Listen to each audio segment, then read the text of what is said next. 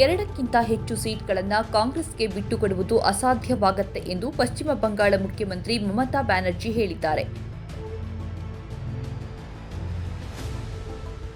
ಅಷ್ಟೇ ಅಲ್ಲ, ಕಾಂಗ್ರೆಸ್ ಪ್ರಸ್ತಾವವನ್ನು ತಿರಸ್ಕರಿಸಿದ್ದಾರೆ.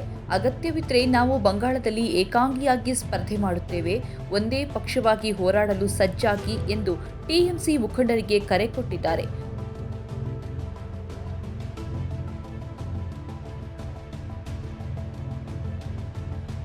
ಕಾಳಿಘಾಟ್ನಲ್ಲಿ ನಡೆದ ಪಕ್ಷದ ಸಭೆಯಲ್ಲಿ ಈ ತೀರ್ಮಾನ ಕೈಗೊಳ್ಳಲಾಯಿತು.